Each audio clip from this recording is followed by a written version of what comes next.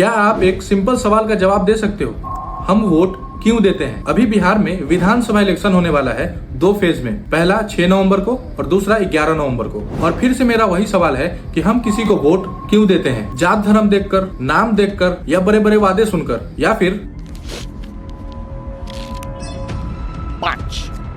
और यही सच्चाई है, वोट इन चीजों पर ही दिया जाता है। क्योंकि हमें क्या मतलब रोड्स अच्छे हैं या नहीं, स्कूल्स क्यों खराब हैं, बिहार में काम क्यों नहीं है, और यहाँ के लोग दूसरे शहरों में काम करने क्यों जाते हैं। तो अब सवाल उठता है कि आखिर हम चुप क्यों हैं? जब रोड्स टूट जाती है, स्कूल बंद पड़े हैं और नौकरियां नहीं मिलती, तो फिर हम पूछते क्यों नहीं?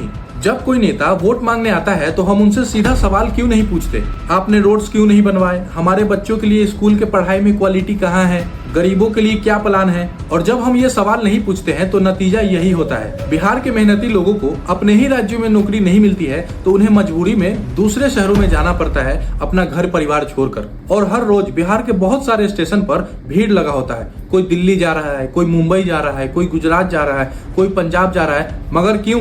कमाने, एक उम्मीद लेकर। तो आखिर कब तक बिहार के लोग सिर्फ मजदूर बनकर रहेंगे? कब तक उनका टैलेंट दूसरे राज्यों की तरक्की में खर्च होता रहेगा? बिहार में अगर सही से इंडस्ट्री बनाया जाता, एजुकेशन और इंफ्रास्ट्रक्चर में इन्वेस्टमेंट होता, तो शायद आज यहाँ के युवा अपने ही राज्य में अपना फ्यूचर बना रहे होते, किसी दूसरे शहरों में नहीं जाते। पर सिस्टम ने इन्हें मजबूर कर दिया, घर से दूर रहने पर, अपनी फैमिली से दूर रहने पर। और यही बिहार की असली प्रॉब्लम है। तो मेरा सवाल है कि क्या बिहार कभी खुद का रोजगार नहीं दे सकता? लेकिन सोचने वाली बात यह है कि जब हम वोट करने जाते हैं तो हम फिर से वही गलती दोहराते हैं, जात धर्म और छोटी छोटी बातों में फंस जाते हैं। तो अगर जात धर्म देखकर वोट करोगे तो हमेशा यही हाल रहने वाला है। तो वोट दो डेवलपमेंट के लिए, रोजगार के लिए, अच्छे स्कूल्स के लिए, अच्छे हॉस्पिटल्स के लिए, अच्छे रोड्स के लिए, और सबसे इम्पोर्टेंट अपने बच्चों के फ्यूचर के लिए। तो जब कोई वोट मांगने आए तो डरो मत, डायरेक्ट सवाल पूछो, उसका पिछला रिकॉर्ड चेक करो और सोच समझ कर वोट दो। तो अब ये आपको डिसाइड करना है कि आपको रोजगार चाहिए या सिर्फ बड़े बड़े वादे। ये फैसला आपको खुद करना है। और वोट करो,